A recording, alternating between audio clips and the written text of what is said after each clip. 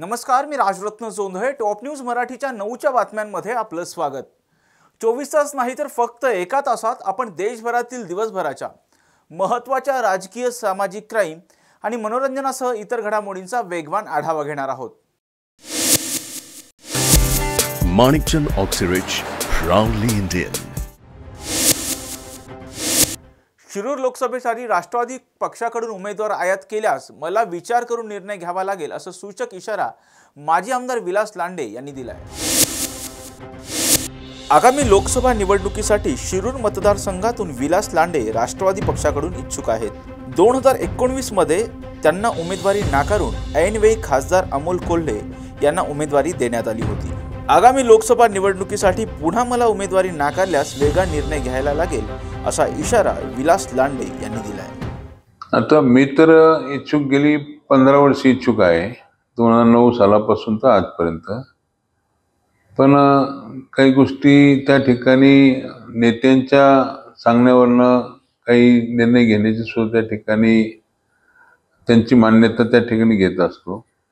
परंतु आता येणारी 2024ची जी शिरूर लोकसभा मतदारसंघाची निवडणूक आहे, ही परिस्थिती आता राजकारणात ती उलटसुलट झालेली आहे. पण त्यातनं मी या शिरूर लोकसभा मतदारसंघामध्ये 2019ला सुद्धा मला साई तालुक्यामध्ये त्या ठिकाणी फिरण्याची परवानगी अजितदादांच्या माध्यमातून शरद पवार साहेब असतील, वळसे पाटील असतील, अशोक पवार असतील, प्रदीप कंद असतील, प्रदीप गारटकर असतील, त्या काळात मला सांगितलं. मी 4 महिने फिरलो आणि मतदारसंघात वातावरण चांगलं केलं. वातावरण चांगलं केल्यानंतर ऐन वेळेमध्ये छत्रपती संभाजी महाराजांची भूमिका करणारे, छत्रपती शिवाजी महाराजांची भूमिका करणारे अभिनेते, शिवसेनेचे त्या काळातले नेते अमोल कोल्हे यांना आणलं. त्यांना त्या ठिकाणी उमेदवारी देऊन टाकली आणि अजितदादांनी सांगितलं की तुला आता डॉक्टर अमोल कोल्हेंचं काम करून. मी त्या ताबडतोब सांगितलं की हरकत नाही, चांगला कलाकार आहे आणि छत्रपती संभाजी महाराज, छत्रपती शिवाजी महाराज प्रत्येकाच्या घराघरामध्ये जाणार आहे, तर आपण त्यांच्यासाठी काम करू. एवढं सगळं केल्यानंतर सुद्धा मी राहिलो. आता जर समजा आयात उमेदवार कोण देत असेल तर त्या ठिकाणी आमच्या कार्यकर्त्यांनी मान्यता देतील का नाही देतील हा प्रश्न वेगळा आहे. पण परिस्थिती काय की आमचे नेते अजितदादांच्या माध्यमातून त्या ठिकाणी परिस्थिती काय आहे, त्यांचं नेतृत्व मान्य करणारा मी एक कार्यकर्ता आहे. त्यामुळं मला काही गोष्टी तो विचार करून निर्णय घ्यावा लागेल असं मला वाटतंय. पुढचं पाऊल काय असणार आहे नेमकं? कारण जोपर्यंत उमेदवार कोण आहे ते निश्चित होत नाही तोपर्यंत मी आता लगेच काही सांगू शकत नाही. मग ज्यावेळेस निर्णय होईल त्यावेळेस ते निर्णयाला त्या ठिकाणी सामोरं जावं लागेल मला. पिंपरी चिंचवड शहरात अंमली पदार्थ बाळगणाऱ्या एका व्यक्तीला सांगवी पोलिसांनी ताब्यात घेतलंय. त्याच्याकडून तब्बल 2,38,00,000 रुपयांचं 2 किलो 38 ग्राम मेफेड्रॉन जप्त करण्यात आले.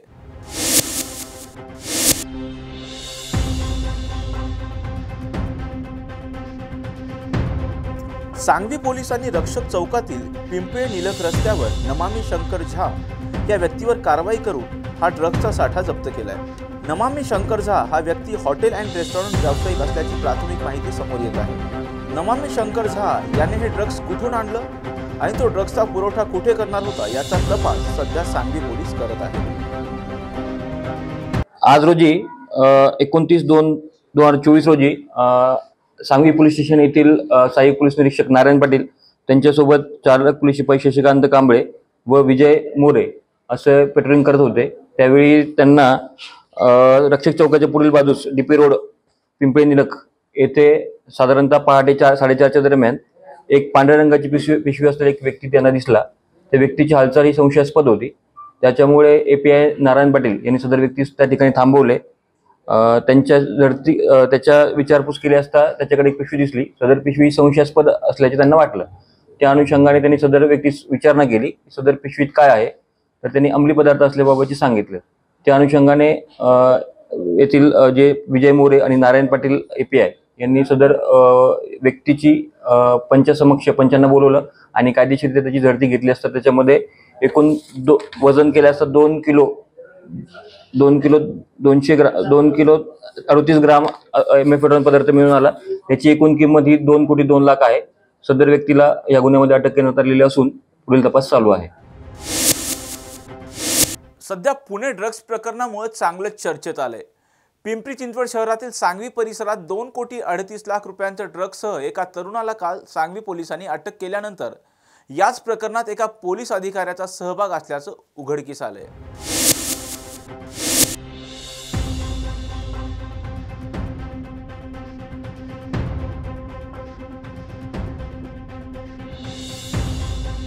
निगडी पोलीस ठाण्यात पोलीस उपनिरीक्षक पदावर कार्यरत असणाऱ्या विकास शेळके याला 44 किलो 50 ग्रॅम MD ड्रग्ज बाळगल्याप्रकरणी अटक केली आहे। हे ड्रग्ज 45 कोटी रुपयांची असल्याची माहिती समोर आली आहे।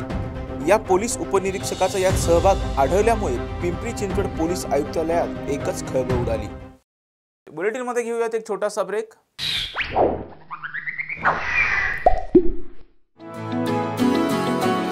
किमिन्स रेसिडेन्शियल हायस्कूल पाचगणी प्रवेश सुरू। मुलींसाठी ज्युनियर KG ते इयत्ता 10वी आणि मुलांसाठी ज्युनियर KG ते इयत्ता 4थी। स्कूलची वैशिष्ट्य प्रशस्त क्लासरूम, उच्च शिक्षित शिक्षक वर्ग, इंडोर आउटडोर गेम्स, सुसज्ज विज्ञान प्रयोगशाळा, निरोगी आणि संतुलित आहार अशा वैशिष्ट्यांनी सुसज्ज किमिन्स हायस्कूल पाचगणी जिल्हा सातारा।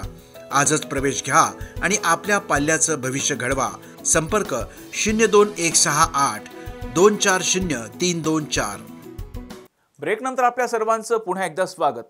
जालना शहरात कलश सीड येथे कृषी महोत्सवाचं आयोजन करण्यात आलं आहे।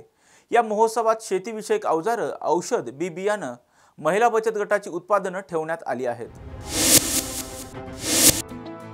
या महोत्सवाचं उद्घाटन जिल्हाधिकारी श्रीकृष्ण पांचाळ यांच्या हस्ते करण्यात आलं। या महोत्सवामध्ये 200च्या आसपास स्टॉल लावण्यात आले असून या प्रदर्शनात कृषीविषयक माहिती देणारे स्टॉल, कृषी पंप, सोलार पंप, विविध प्रकारचे कीटकनाशक औषधी याची माहिती देणारे स्टॉल लावण्यात आले आहेत। तसेच महिला बचत गटाची उत्पादनं, खाद्यपदार्थ विक्रीसाठी ठेवण्यात आले आहेत। आद्य क्रांतिकारी लहुजी वस्ताद साळवे यांच्या स्मारकाचं भूमिपूजन मुख्यमंत्री एकनाथ शिंदे, उपमुख्यमंत्री देवेंद्र फडणवीस, उपमुख्यमंत्री अजित पवार यांच्या हस्ते करण्यात आलं। याचा आढावा घेतला आमचे प्रतिनिधी समृद्धी जाधव यांनी। आद्य क्रांतिगुरू लहुजी वस्ताद साळवे यांची पुण्यामध्ये समाधी आहे। याच समाधीच्या परिसरामध्ये त्यांचं एक भव्य दिव्य असं स्मारक व्हावं ही मागणी अनेक वर्षांपासून प्रलंबित होती आणि आता कुठेतरी या मागणीला यश आल्याचं पाहायला मिळतंय। या स्मारकाचा भूमिपूजन सोहळा आज अखेर पुण्यामध्ये पार पडणार आहे। उपमुख्यमंत्री देवेंद्र फडणवीस, अजित पवार आणि त्याचबरोबर मुख्यमंत्री एकनाथ शिंदे यांच्या उपस्थितीमध्ये हा भूमिपूजन सोहळा पार पडणार आहे। मी आता याच ठिकाणी उभी आहे। तुम्ही जर या ठिकाणी पाहिलं तर खूप मोठ्या प्रमाणामध्ये गर्दी झाल्याचं आपल्याला पाहायला मिळतंय। क्रांतिगुरू लहुजी वस्ताद यांचे जे अनुयायी आहेत त्यांचीही मोठ्या प्रमाणात गर्दी झाल्याचं पाहायला मिळतं। या ठिकाणी लहुजी वस्ताद यांची समाधी आहे आणि याच परिसरात आता त्यांचं स्मारक होणार आहे। या स्मारकाचा एकंदरीत आराखडा जो असणार आहे तो असा असेल की लहुजी वस्ताद यांचा इथे 35 फूट उंच असा भव्य दिव्य पुतळा असेल। त्याचबरोबर जी समाधी आहे त्या समाधीवरती एक मेघडंबरी देखील उभारण्यात येईल। त्याचबरोबर 3 मजल्यांचं पार्किंग असणार आहे। पार्किंगची सुसज्ज अशी व्यवस्था केली जाईल। त्याचसोबत या ठिकाणी बहुउद्देशीय असं एक सभागृह देखील होईल ज्यामध्ये विविध प्रकारचे सांस्कृतिक कार्यक्रम केले जातील। त्याचबरोबर कॅन्टीन असेल, इथे जो स्टाफ असेल त्यांना राहण्यासाठी एक इमारत बांधली जाईल आणि विशेषतः या ठिकाणी शैक्षणिक संस्था किंवा शिक्षणाशी संबंधित विषयांवरती जास्त भर देण्यात आल्याचं आपल्याला पाहायला मिळतंय। त्याच अनुषंगाने या ठिकाणी विद्यार्थ्यांसाठी म्हणजेच मुलांसाठी एक 5 मजल्यांचं हॉस्टेल असेल। त्याचबरोबर मुलींसाठी देखील स्वतंत्र 5 मजल्यांचं हॉस्टेल असणार आहे। त्याचबरोबर या ठिकाणी म्युझियम असेल, आर्ट गॅलरी सुद्धा असणार आहे। या स्मारक समितीसाठी एक प्रशासकीय इमारत देखील उभारण्यात येईल। त्याचबरोबर क्रांतिगुरू लहुजी वस्ताद साळवे हे त्यांच्या युद्धकलेसाठी सुद्धा ओळखले जातात आणि याच्याच अनुषंगाने या ठिकाणी शारीरिक प्रशिक्षण देणारी संस्था, शारीरिक प्रशिक्षण देणारं एक केंद्र सुद्धा उभारलं जाईल। त्याचबरोबर संशोधन आणि विकास केंद्र असेल। असा एकंदरीतच भव्य दिव्य असा हा आराखडा असणार आहे। याच आराखड्याच्या माध्यमातून आपल्याला पुढच्या काही दिवसांमध्ये हे स्मारक जे आहे ते अतिशय सुंदर प्रकारे सजल्याचं आपल्याला पाहायला मिळेल। आता खूप मोठ्या प्रमाणामध्ये गर्दी या ठिकाणी झालेली आहे। सर्व अनुयायी जे आहेत ते भूमिपूजनाची वाट पाहताना आपल्याला पाहायला मिळतात आणि पुढच्या काही वेळात उपमुख्यमंत्री अजित पवार, उपमुख्यमंत्री देवेंद्र फडणवीस आणि मुख्यमंत्री एकनाथ शिंदे यांच्या हस्ते या ठिकाणचा जो भूमिपूजन सोहळा आहे तो संपन्न होणार आहे। कॅमेरा पर्सन पियुष येरवडेकरसह समृद्धी जाधव, टॉप न्यूज मराठी, पुणे। राज्यात पुन्हा एकदा मेघगर्जनेसह पाऊस बरसणार असल्याचा अंदाज हवामान विभागाने व्यक्त केला आहे। राज्याचा हवामानाचा अंदाज असा आहे। एक पश्चिमी विक्षोभ पश्चिम हिमालयापासून हळूहळू पूर्वेकडे सरकत आहे। या पश्चिमी विक्षोभापासून एक द्रोणिका रेषा उत्तर अरबी समुद्रापर्यंत जात आहे। त्यामुळे अरबी समुद्रातून येणारे आर्द्रतायुक्त वारे उत्तर भारत व उत्तर मध्य भारतापर्यंत येत आहेत।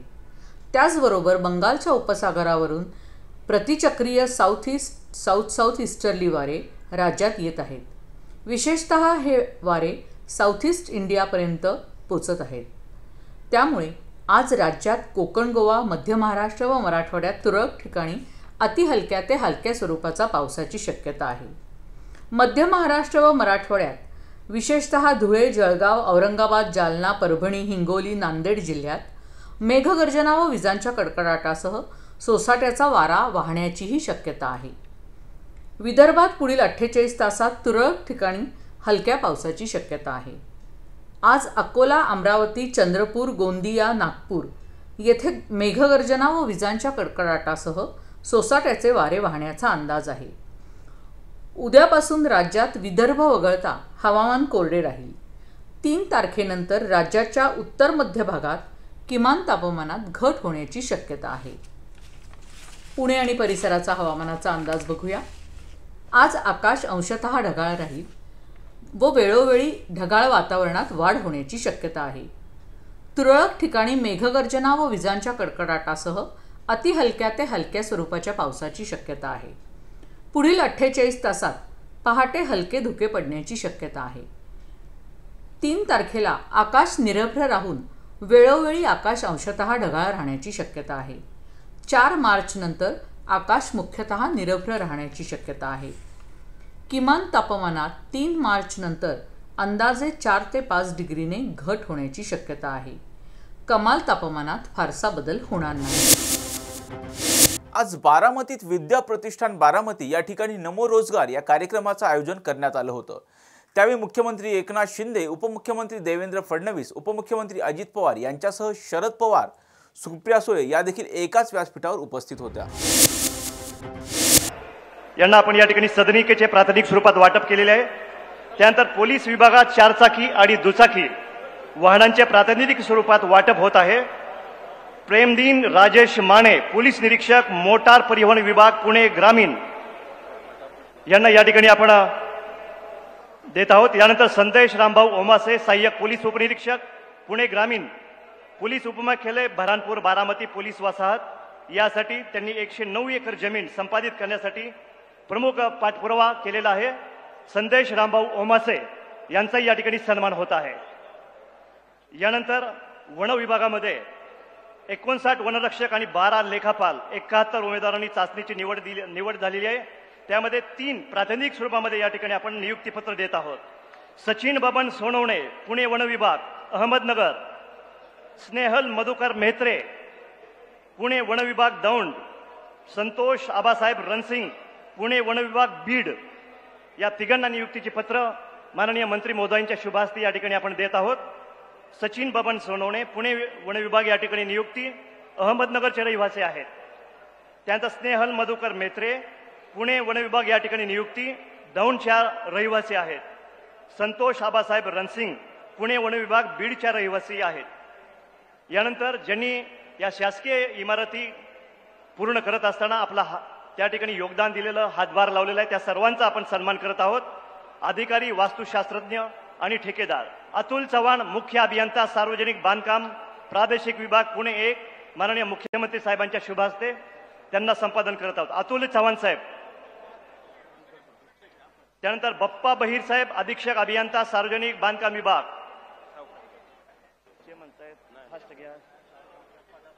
त्यानंतर अनिल ढेपे साहेब, कार्यकारी अभियंता सार्वजनिक बांधकाम पूर्व विभाग, माननीय मुख्यमंत्री साहेब आणि सर्व मान्यवरांच्या शुभ हस्ते आपण सन्मान करत आहोत। बप्पा बहिर साहेब, अनिल ढेपे साहेब सर्वांनी पुढे या। यानंतर बऱ्हाणपूर पोलीस उपमुख्यालय या ठिकाणी ज्यांनी काम केलं त्या शुभम कंस्ट्रक्शन चे या ठिकाणी असलेले ठेकेदार विनय बडेरा यांचाही सन्मान या ठिकाणी होत आहे। त्यांनी कृपया पुढे यायचं आहे, विनय बडेरा साहेब। त्यानंतर वास्तु विशारद प्रमोद चौगुले सांगली यांचा पण या ठिकाणी आपण सन्मान करत आहोत. प्रमोद चौगुले सांगली. त्यानंतर Baramati ST stand Harsh construction नाशिकचे ठेकेदार अनिल बिरारी यांचा पण या ठिकाणी आपण सन्मान करत आहोत. त्यानंतर वास्तू विशारद सुनील पाटील अँड असोसिएट सुनील पाटील आणि असोसिएट यांचा पण या ठिकाणी सन्मान होत आहे.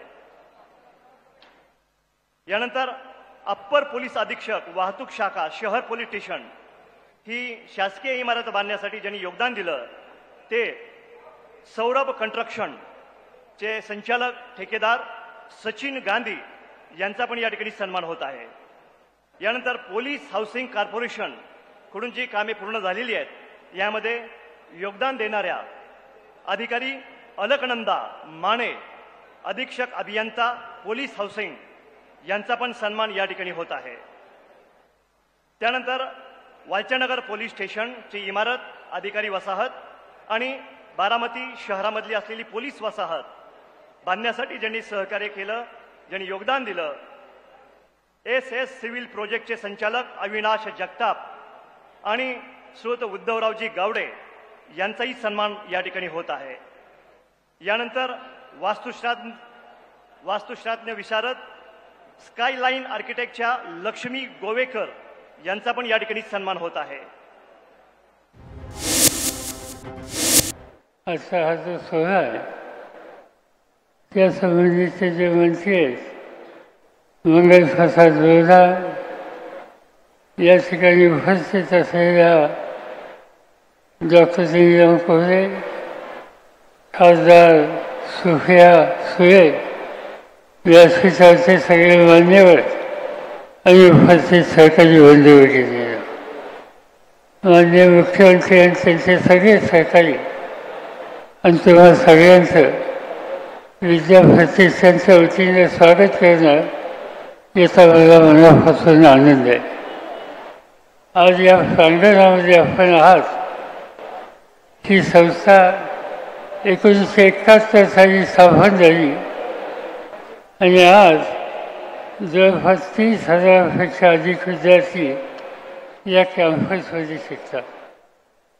ते इथं शिकतात असं नव्हे तर बारामती इंदापूर भोर तलासरी देऊळगाव तसा सुफे वेगवान फिरफी पुणे सोमेश्वर नगर या ठिकाणी या संस्थेच्या शाखा आहेत आणि पुण्यामध्ये 2 मुलींची वस्ती आहे.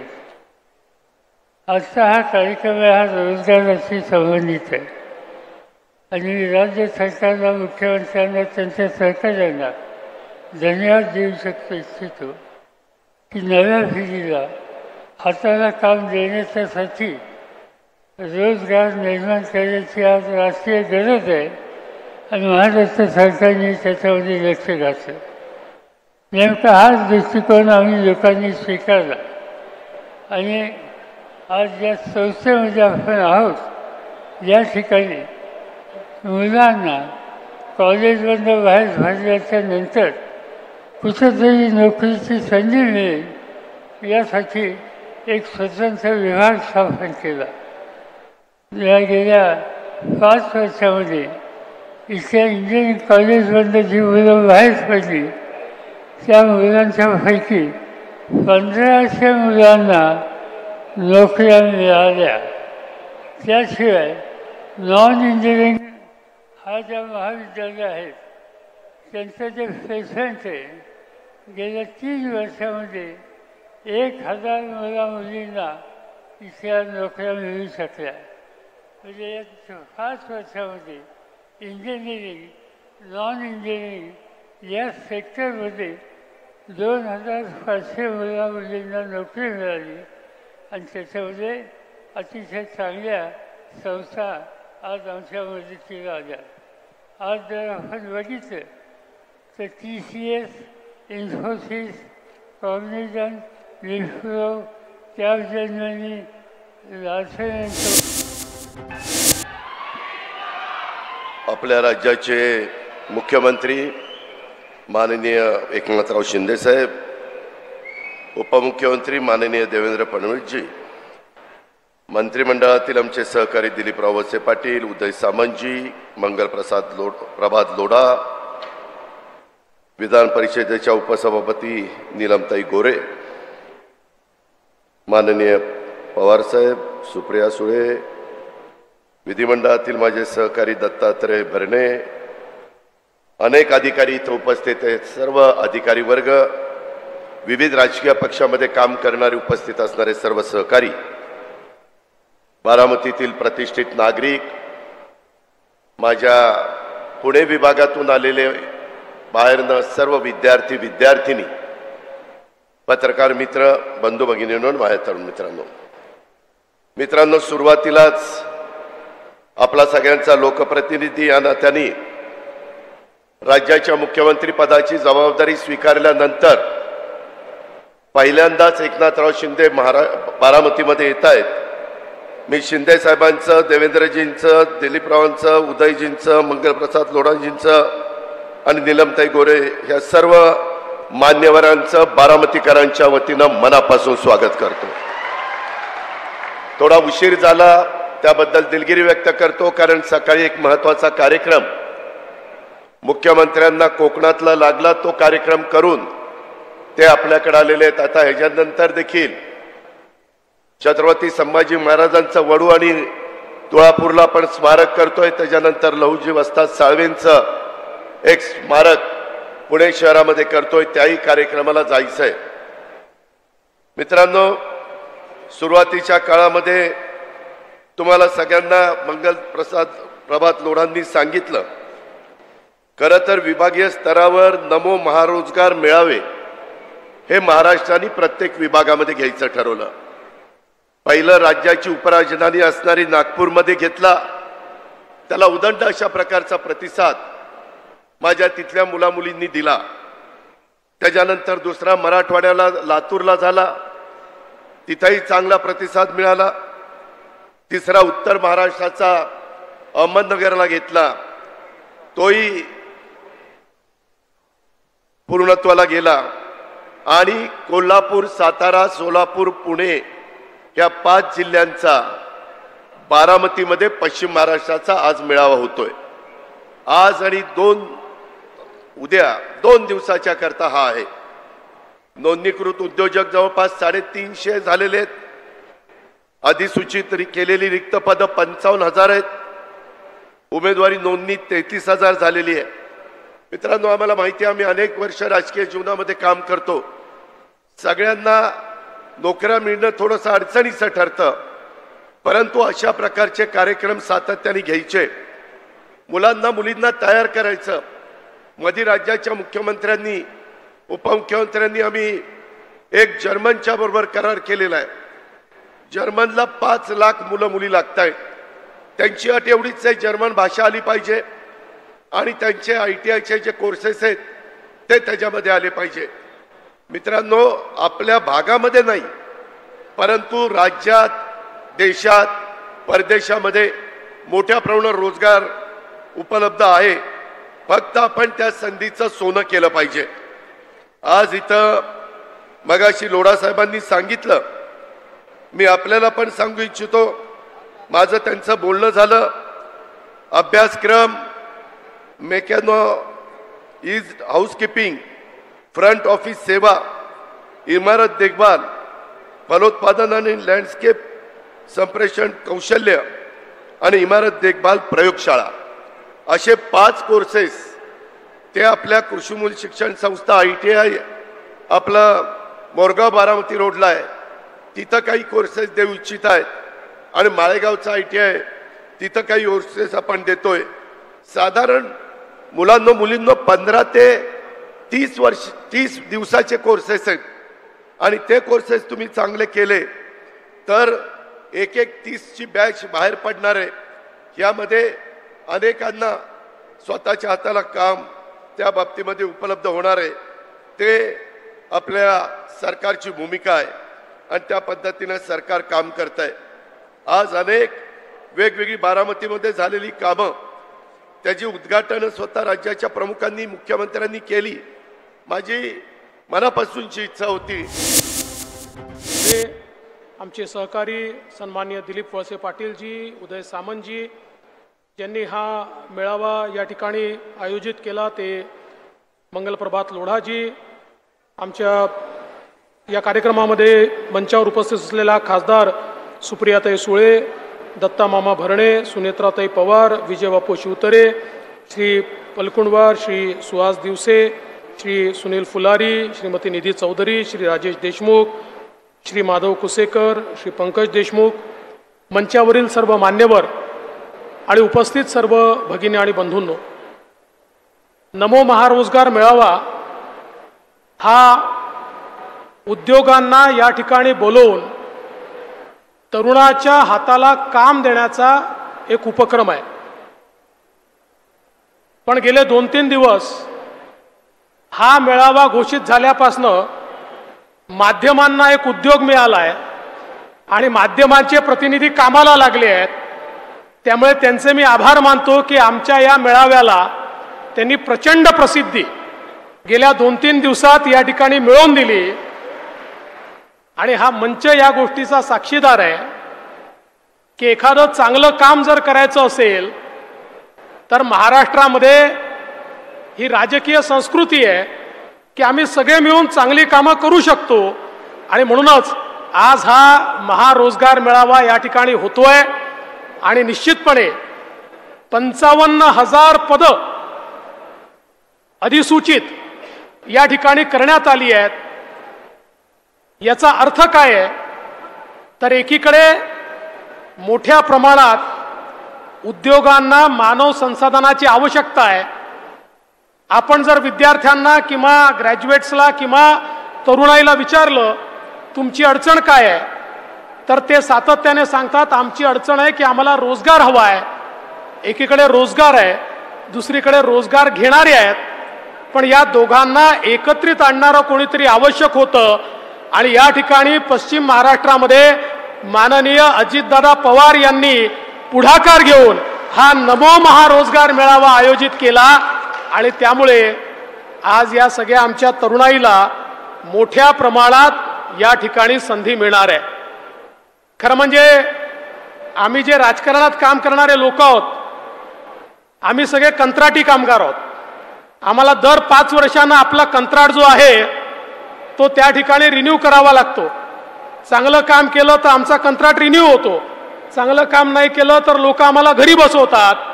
पण या ठिकाणी मात्र जो रोजगार आम्ही त्या ठिकाणी देण्याचा प्रयत्न करतोय, चांगलं काम करत राहिलात तर जन्मभर त्याच्यामध्ये तुमची प्रगतीच होणार आहे, तुम्हाला वरवरच जाता येणार आहे, तुम्हाला मोठंच होता येणार आहे. अशा प्रकारचा हा महारोजगार मेळावा आपण या ठिकाणी आयोजित केला आहे. आणि मला या निमित्ताने सांगायचं आहे की पहिला मेळावा ज्यावेळेस नागपूरला आपण आयोजित केला 11,000 लोकांना रोजगार मिळाला आणि त्याच्यामध्ये जे पॅकेजेस मिळाले 50 लाखापर्यंतचे पॅकेजेस हे त्या ठिकाणी तरुणांना मिळाले. मोठ्या प्रमाणात हाय पेड जॉब्सपासनं तर अगदी जे 12वीपर्यंत शिकले आहेत, 10वीपर्यंत शिकले आहेत अशांनाही मोठ्या प्रमाणात रोजगाराची संधी मिळाली. आणि म्हणूनच महाराष्ट्राचे मुख्यमंत्री एकनाथराव शिंदेजी यांनी हा निर्णय केला की एक चांगला मेळावा जर अशा प्रकारचा घेतला तर त्यातनं तरुणाईला मोठ्या प्रमाणात काम देता येतं आणि संपूर्ण महाराष्ट्रभर असे मेळावे करावे असा निर्णय झाला. आणि त्यातला पश्चिम महाराष्ट्राचा मेळावा आज या बारामतीमध्ये होतोय. अजितदादांनी या मेळाव्याकरता खूप मेहनत केली आहे आणि त्यामुळे आज मला विश्वास आहे, म्हणजे पहिल्यांदा असं होत आहे की अधिसूचित केलेली पदं जास्ती आहेत आणि अर्ज कमी आहेत. 36,000 अर्ज आहेत आणि 55,000 पदं आहेत. अर्थात उद्यापर्यंत अजून अर्ज येतील, कारण अर्ज अजूनही आपण घेतो आहोत. आणि मी या निमित्ताने अपेक्षा व्यक्त करतो की सगळ्यांना जे जे आलेले आहेत त्यांना त्यांच्या त्यांच्या अभ्यासाप्रमाणे, त्यांच्या कौशल्याप्रमाणे या ठिकाणी निश्चितपणे रोजगार मिळेल. आज खरं म्हणजे आपल्याला कल्पना आहे की देशाचे प्रधानमंत्री माननीय नरेंद्र मोदीजी यांनी भारताची अर्थव्यवस्था विस्तारित करत 10व्या क्रमांकावरनं 5व्या क्रमांकावर आणली. छत्रपती शिवाजी महाराज की जय भवानी. आजच्या नमो महारोजगार मेळाव्याला उपस्थित राज्याचे लोकप्रिय उपमुख्यमंत्री देवेंद्र फडणवीसजी, आमचे दुसरे आदरणीय उपमुख्यमंत्री अजितदादा पवारजी, ज्येष्ठ नेते खासदार शरदचंद्र पवार साहेब, या विभागाचे मंत्री मंगलप्रभात लोढाजी, नीलमताई गोरे, दिलीप वळसे पाटीलजी, उदय सामंतजी, सुप्रियाताई सुळे, खासदार आणि आपल्या सुनेत्राताई अजित पवार, व्यासपीठावरील खूप माणसं आहेत, त्यामुळे खासदार सर्व आमदार आणि अधिकारी आणि मोठ्या संख्येने उपस्थित बारामतीकर बांधव भगिनी आणि या महारोजगार मेळाव्याला उपस्थित सर्व तरुण तरुणी आणि पत्रकार मित्रांनो, मी सगळ्यांचंच मनापासून या रोजगार मेळाव्यामध्ये स्वागत करतो. खरं म्हणजे आपलं स्वतःचं आणि त्यातून राज्याचं भवितव्य घडवण्याच्या दृष्टीने या तरुणाईला एक मोठी संधी प्राप्त झालेली आहे. आणि या महामेळाव्यात मार्गदर्शनही होईल, नोकऱ्याही मिळतील. आणि म्हणून मी आपल्या सर्व जे आपले तरुण तरुणी या ठिकाणी आल्यात त्यांना मनापासून पुढच्या वाटचालीस शुभेच्छा देतो, त्यांचं मनापासून अभिनंदन करतो. खरं म्हणजे मेळावे यापूर्वी नागपूर, लातूर, नगर मध्ये झाले आणि आज या ठिकाणी या महारोजगार मेळाव्याचं आयोजन अतिशय मोठं आणि मागचे सर्व रेकॉर्ड तोडणारं हे महारोजगार मेळावा आयोजित केल्याबद्दल अजितदादा यांचं मनापासून मी अभिनंदन करतो. खरं म्हणजे बारामती शहर हे अवघ्या राज्यासाठी एक विकासाचं मॉडेल आहे आणि म्हणून या शहराच्या विकासात शरद पवार साहेबांसह माझे सहकारी अजितदादा पवार राज्याचे उपमुख्यमंत्री यांचंही मोठं योगदान आहे.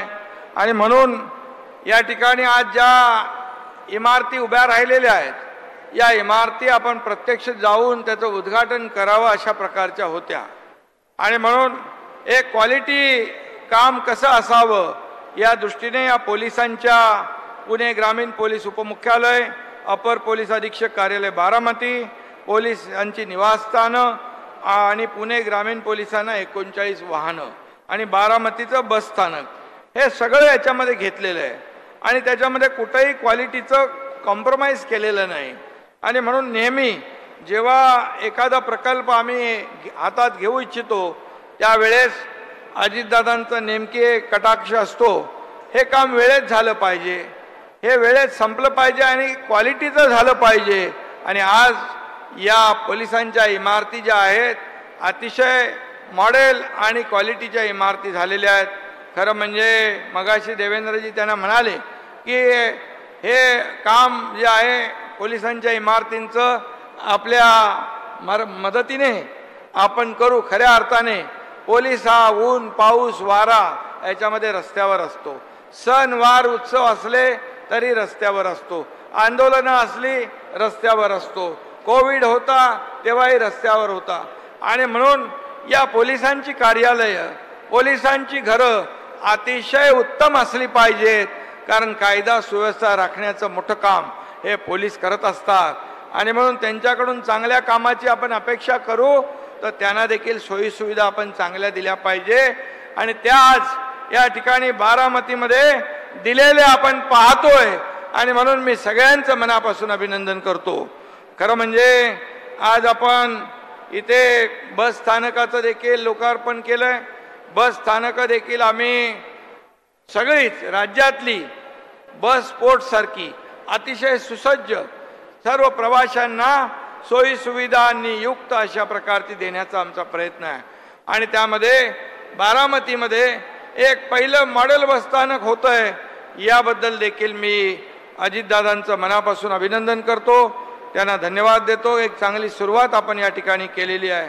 आज आपण पाहतोय की मगाशी देवेंद्रजी म्हणाले की हे जो महारोजगार मेळावा आहे त्याची खूप प्रसिद्धी झाली. आज पवार साहेब पण इथं व्यासपीठावर आहेत, अजितदादा पण व्यासपीठावर आहे. सरकारचं काम असलं तरी सुद्धा आमचं सरकार बुलेटिनमध्ये घेऊयात एक छोटासा ब्रेक.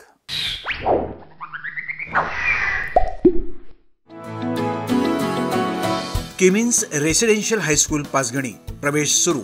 मुलींसाठी ज्युनियर केजी ते इयत्ता 10वी आणि मुलांसाठी ज्युनियर केजी ते इयत्ता 4थी.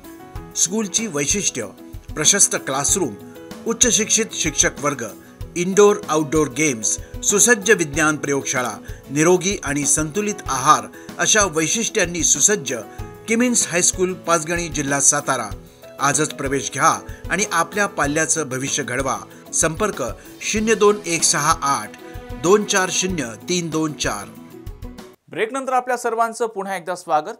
आज स्वराज्य रक्षक धर्मवीर छत्रपती संभाजी महाराज यांच्या समाधीस्थळाच्या विकास आराखड्याचं भूमिपूजन मुख्यमंत्री एकनाथ शिंदे, उपमुख्यमंत्री देवेंद्र फडणवीस, अजित पवार यांच्या हस्ते करण्यात आलं.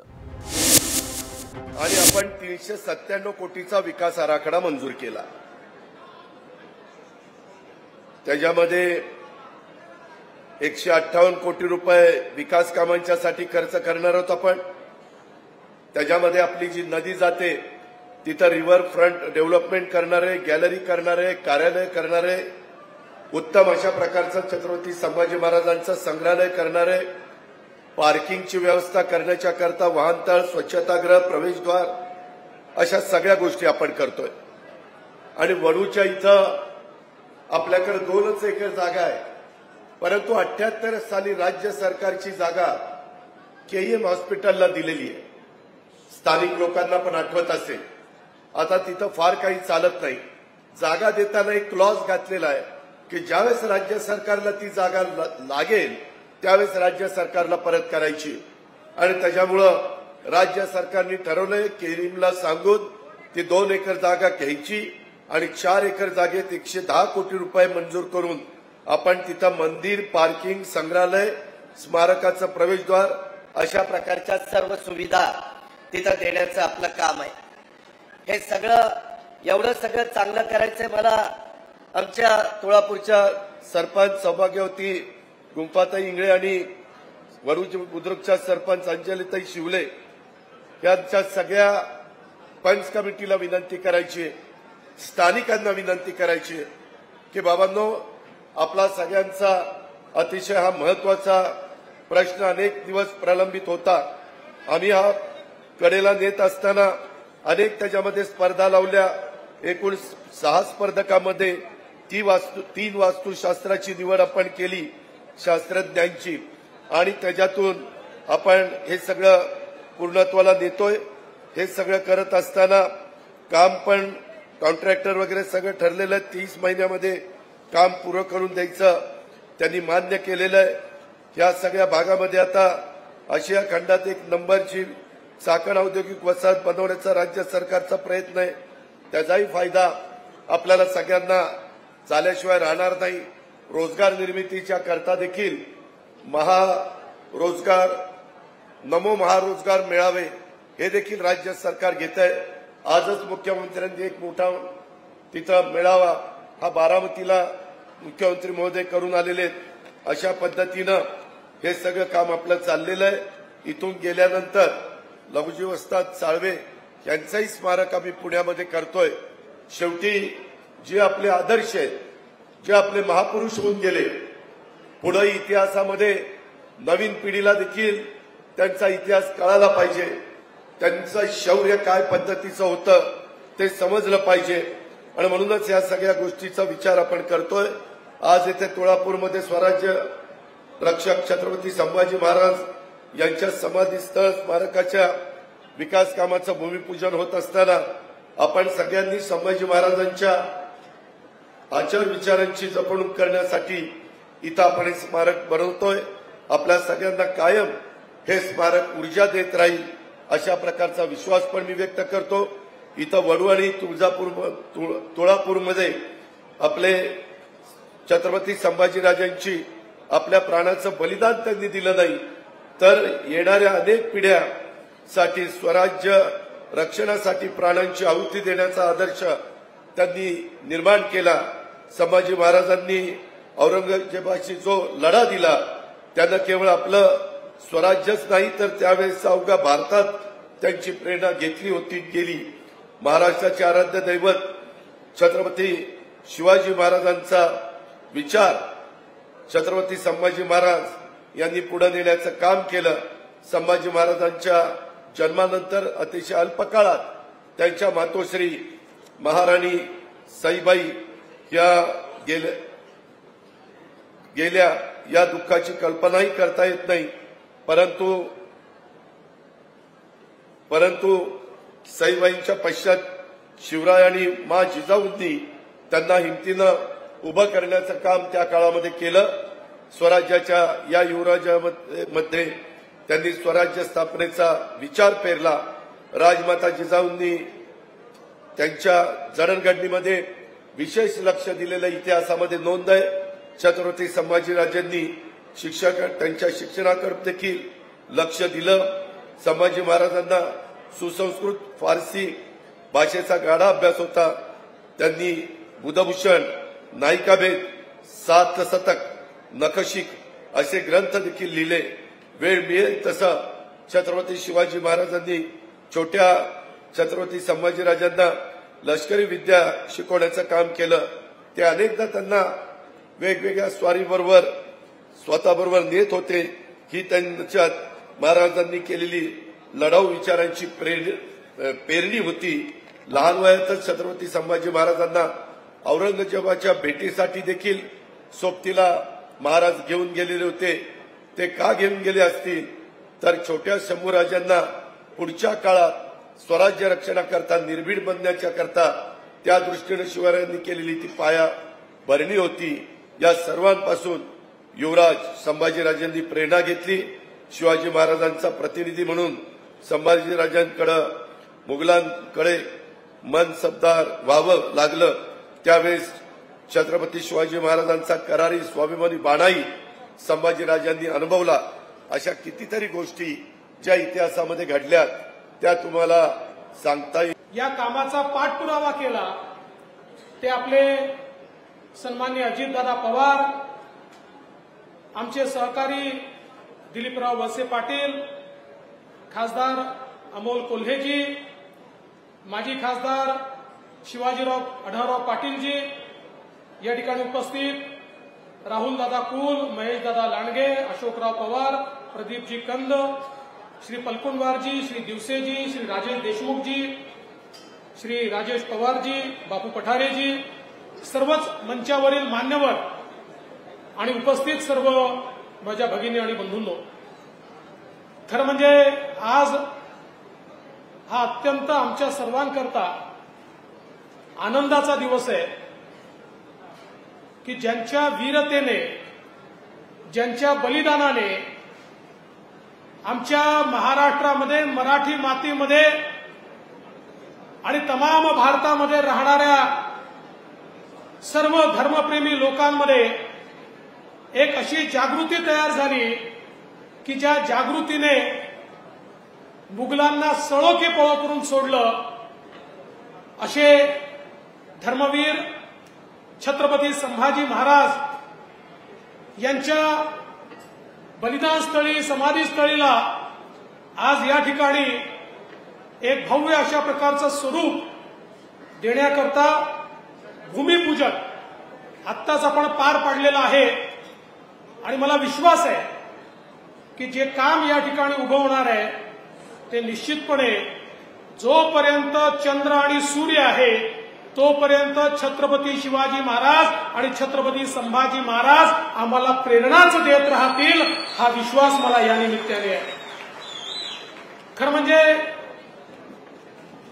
ज्यावेळी छत्रपती शिवराय हे आमच्यामध्ये राहिलं नाही आणि तमाम लोकांना असं वाटत होतं की आता स्वराज्याचं काय होईल, आणि औरंगजेबालाही वाटत होतं की आता तर महाराज गेले, आता स्वराज्य माझ्या हाती येणार, आता मी कब्जात घेणार, आता मी स्वराज्याला चिरडून टाकणार. अशा परिस्थितीमध्ये छत्रपती संभाजी महाराजांनी तलवार हातामध्ये घेतली, घोड्यावर त्या ठिकाणी मान ठोकली आणि मावळे घेऊन निघाले. ते कधी थांबलेच नाही, एका पाठोपाठ एक लढाया जिंकत राहिले. शेवटी औरंगजेब एवढा वैतागला की त्यांनी 3 लाख घोडेस्वार आणि 4 लाख पैदळ सैन्य, 7 लाखाचं सैन्य महाराष्ट्रामध्ये आणून ठेवलं. पण ते सैन्यही छत्रपती संभाजी महाराजांना थांबवू शकलं नाही, एकाही लढाईमध्ये पराजित करू शकलं नाही. जर स्वकीयांनी फितुरी केली नसती तर औरंगजेबाला गाडल्याशिवाय संभाजी महाराज त्या ठिकाणी राहिले नसते. पण जरी संभाजी महाराजांचं बलिदान झालं तरी त्यांनी प्रत्येक मावळ्याच्या रक्तामध्ये अशा प्रकारची तेजस्विता, तपस्विता त्या ठिकाणी प्रफुल्लित केली होती की त्याच्यामुळे शेवटी मराठा साम्राज्य चिरडण्याकरता आलेला औरंगजेब हा महाराष्ट्रातनं परत जाऊ शकला नाही. त्याची कबरही शेवटी महाराष्ट्रामध्येच खोदली गेली. हे छत्रपती संभाजीराजांनी निश्चितपणे या ठिकाणी करून दाखवलं. केवढे अनन्वित अत्याचार सहन केले.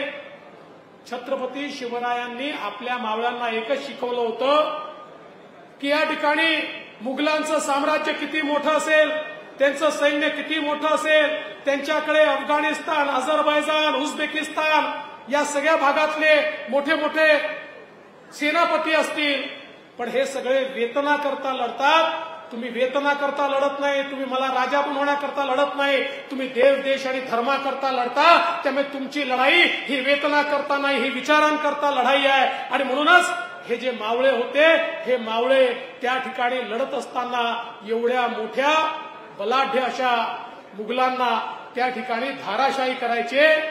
आणि तीच देव, देश आणि धर्माची लढाई बंद करायला ज्यावेळी अनन्वित अत्याचार छत्रपती संभाजीराजांवर करण्यात आले, आपल्याला त्याची कल्पना आहे. ज्या प्रकारे त्यांनी अत्याचार सहन केले, पण मी धर्म सोडणार नाही, मी विचार सोडणार नाही, मी देव, देश आणि धर्माची लढाई सोडणार नाही.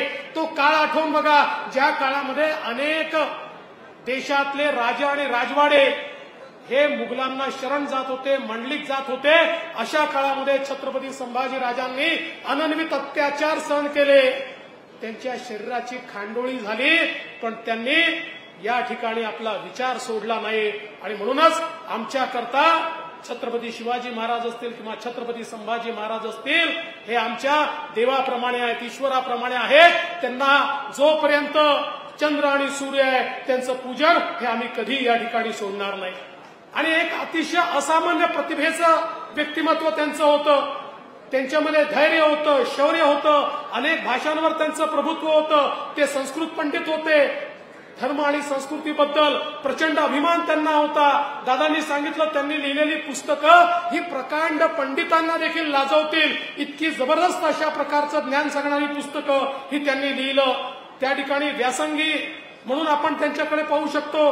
राजकारण, समाजकारण, अर्थकारण, धर्मकारण या प्रत्येक गोष्टीवर त्यांनी व्यक्त केलेले विचार हे कुठल्याही पंडिताला मागे टाकतील अशा प्रकारचे विचार त्यांनी सातत्याने आपल्या समोर मांडले. आणि छत्रपती शिवाजी महाराजांनी जी व्यवस्था उभी केली, ती व्यवस्था अधिक सुदृढ करण्याचं काम हे त्यांनी केलं. राजसभा असेल, मुख्यप्रधान असतील, राजपुत्र असतील, त्यांचे शिक्षण असेल, कर्तव्य असेल, कोश असेल, सैन्य असेल, हेर असतील, या प्रत्येक गोष्टीवर नेमकं राजांनी काय केलं पाहिजे हे सांगणारे छत्रपती संभाजी राजे होते. आणि म्हणूनच अत्यंत आपल्या संपूर्ण राजकारभारात निपुण असलेले महाराज की स्वराज्य जननी राजमाता जिजाऊ महासाहेब यांच्या चरणी कोटी कोटी प्रणाम. आणि आजच्या या स्वराज्य रक्षक धर्मवीर छत्रपती संभाजी महाराजांचं बलिदान स्थळ तुळापूर व समाधी स्थळ वडू या भूमिपूजन सोहळ्याला उपस्थित आमचे लोकप्रिय उपमुख्यमंत्री देवेंद्र फडणवीसजी, आमचे आदरणीय उपमुख्यमंत्री अजितदादा पवारजी, आमचे सहकारी मंत्री दिलीपराव वळसे पाटीलजी, खासदार अमोल कोल्हे, आपले उपाध्यक्ष माडा शिवाजीराव आढळराव पाटील साहेब, आमदार अशोक पवार, आमदार महेश लांडगे, आमदार राहुल कोल, प्रदीप कंद, व्यासपीठावरील सर्व मान्यवर विभागीय आयुक्त आहेत, जिल्हाधिकारी आहेत, क्रीडा आयुक्त आहेत, सर्वजण आणि उपस्थित सर्व शिवप्रेमी बांधव, भगिनी आणि मातांनो, आजचा हा अतिशय आमच्या जीवनातला एक समाधानाचा आणि आनंदाचा दिवस आहे. खरं म्हणजे मगाशी देवेंद्र फडणवीस साहेब म्हणाले की समाधी स्थळ, बलिदान स्थळ पूर्ण करण्यासाठी अजितदादांना सरकार सोबत अजितदादा आले. मी आपल्याला हे सांगू इच्छितो की हे छत्रपती संभाजी महाराजांचं एक स्मारक आणि त्यांचं बलिदान, त्याचं उचित स्मारक गौरव स्थान झालं पाहिजे, यासाठी आम्हाला सरकार नवीन स्थापन करावं लागलं, सरकार पलटवावं लागलं. आढळराव बरोबर आहे ना? आढळराव त्याचे साक्षीदार आहे. कारण मला आठवतंय की हे अगोदर आपलं 269 कोटीचं होतं, नंतर आपण एक बैठक घेतल्यानंतर ते 397 कोटीचं झालं, कारण ते आपल्याला भव्य दिव्य असं स्मारक करायचं होतं. आणि आज छत्रपती संभाजी महाराजांचा एक जे शौर्य आहे, त्यांचं अफाट कर्तृत्व आहे, धैर्य आहे आणि अजोड पराक्रम आहे, या सर्व प्रयत्नांची पराकाष्ठा याने खऱ्या अर्थाने संपन्न असलेल्या स्वराज्य रक्षक धर्मवीर छत्रपती संभाजी महाराजांना देखील मी विनम्र अभिवादन करतो, त्यांच्या स्मृतीला वंदन करतो. छत्रपती संभाजी महाराजांचं समाधी स्थळ आणि बलिदान स्थळ हे आपल्यासाठी सगळ्यांसाठी तीर्थक्षेत्र आहे.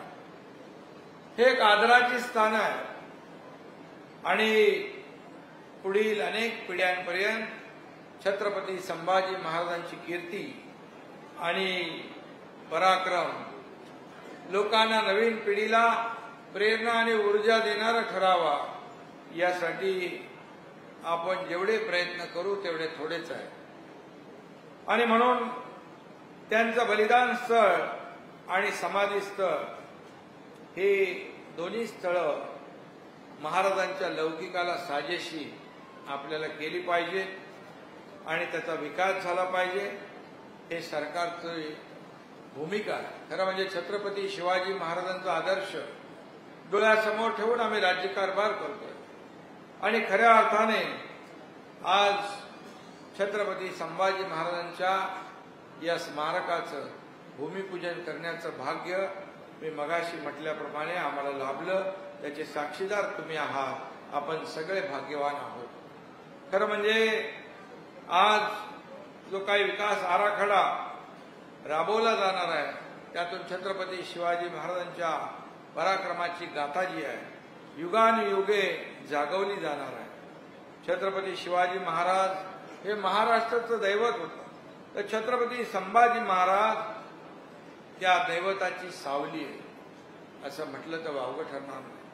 आणि म्हणून संभाजी राजांच्या पराक्रमाची इतिहासाची पानं एवढी भरलेली आहे, अगोदरच्या वक्त्याने देखील त्याचा उल्लेख केलेला आहे.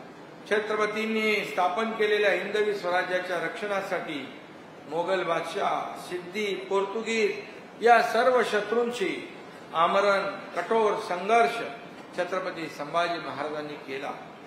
छत्रपती शिवाजी महाराजांनी स्वराज्याची पायाभरणी केली आणि छत्रपती संभाजी महाराजांनी त्याच्यावर कळस चढवण्याचं काम केलं आणि खऱ्या अर्थाने छत्रपती शिवाजी महाराजांनंतर स्वराज्याची धुरा सांभाळण्याचं, ती वाढवण्याचं, पुढं नेण्याचं काम त्या काळामध्ये संभाजी महाराजांनी केलं आणि मराठा साम्राज्याच्या 15 पट असणाऱ्या मुघल साम्राज्याशी संभाजी महाराजांनी एक हाती लढा दिला. गनिमी कावा पुरेपूर वापरत औरंगजेबाला देखील पुरतं त्यांनी जेरीस आणलं आणि मगाशी अजितदादा जे म्हणाले की छत्रपती संभाजी महाराजांनी अनेक लढाया जिंकल्या, त्यांनी 120 युद्ध लढले पण एकही युद्ध हरले नाही, हा त्यांचा इतिहास आहे. आणि म्हणून असा पराक्रम करणारे छत्रपती संभाजी महाराज हे एकमेव योद्धा होते. धर्माभिमानी, समाजकारण, राजकारण, अर्थकारण, धर्मकारण अशा अनेक क्षेत्रात आपलं निर्विवाद वर्चस्व छत्रपती संभाजी महाराजांनी गाजवलं आणि म्हणूनच त्यांचं निरंतर आजही आपल्याला स्फूर्ती देणार आहे, प्रेरणा देणार आहे, ऊर्जा देणार आहे. संभाजी महाराज हे राज्यकारभारात अत्यंत निपुण होते, ते कुशल संघटक होते, ते कुशल प्रशासक होते आणि म्हणून अशा या शिवशंभूच्या महाराष्ट्रात आपल्या सर्वांचा जन्म होणं, त्यांचं पूजन खरं म्हणजे आणि जन्म होणं आणि इथं काम करायची संधी मिळणं, भाग्य मिळणं हे खऱ्या अर्थाने आपण सगळेजण भाग्यवान आहोत. आणि म्हणून शिवशंभूच्या कार्यकर्तृत्वाच्या खुणा जपणं, त्यांचा इतिहास जपणं, त्यांच्या आठवणी जपणं आणि म्हणून हे आपलं कर्तव्य आहे. त्यांचं पूजन आणि जतन करण्याची संधी आपल्याला मिळणं हे देखील आपल्यासाठी. आजच्या 9च्या बातम्यांमध्ये इथेच थांबण्याची वेळ झाली. पाहत राहा टॉप न्यूज मराठी, आपला महाराष्ट्र, आपली बातमी.